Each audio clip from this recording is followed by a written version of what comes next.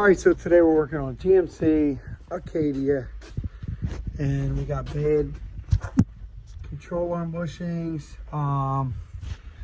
If you can kind of see it, they're cracked in the hockey puck area.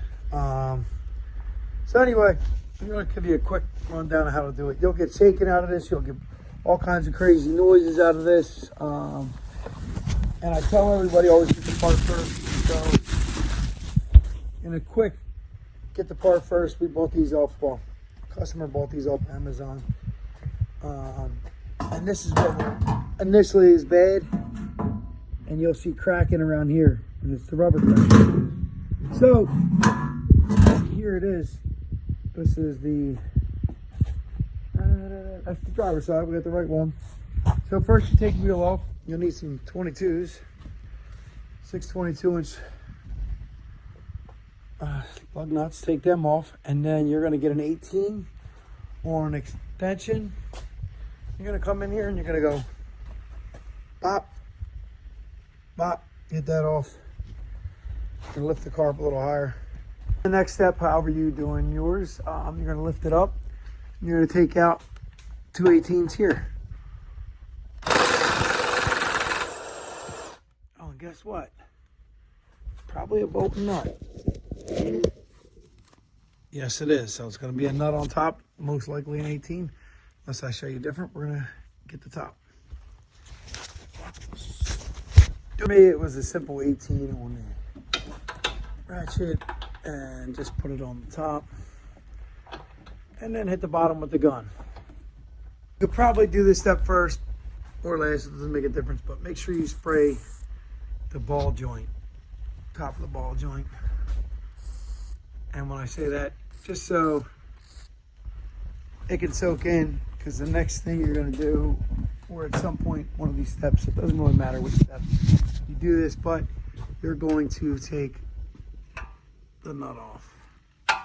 And just in case you're having problems, like this whole thing's twisted, so that becomes a nightmare. What you do is you put weight on here. I'm going to put a stand right on the bottom and put pressure up so that it puts pressure on the ball joint and will let me turn that nut and leave the stud.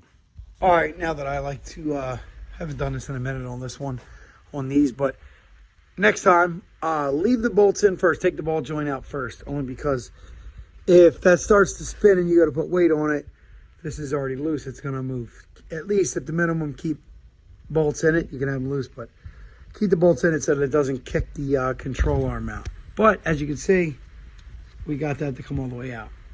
So now we're going to lift the lift up. And we should be able to pull this ball joint out pretty easy, because it was moving. So, and then you'll compare that arm to the new arm before you stick it in, but we're just going to do everything in reverse. Just an FYI, I put the ball joint in first when I got that one of the front bolts started. The next side I will be taking the spindle off, most likely. Just these two bolts, and then the outer tie rod end. I guess I got to loosen the axle bolt too to push that in. We're going to try to manipulate this side, because that's annoying that it came off that easy, but I can't get back in that easy.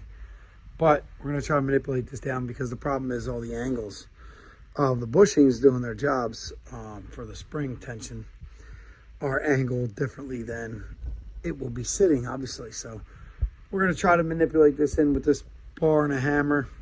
Dead blow.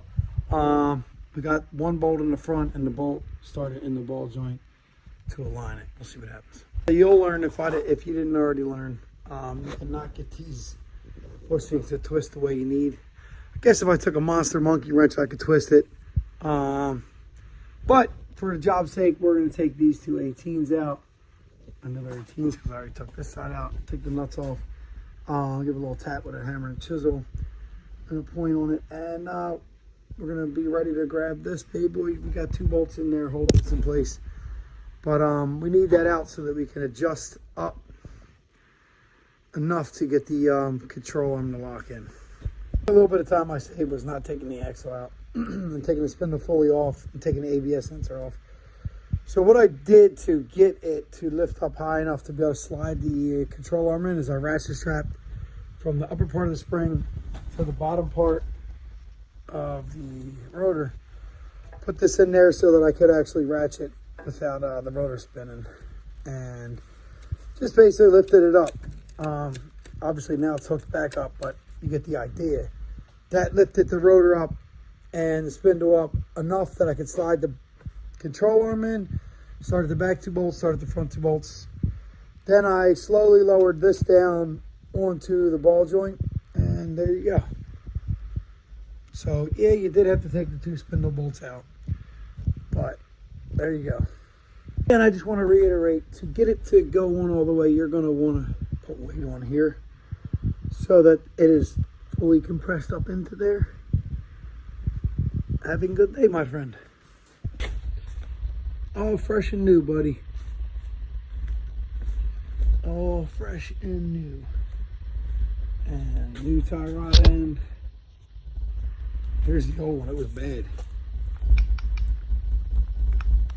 It's not supposed to move, let alone make noise when I move with my hand. But there you go.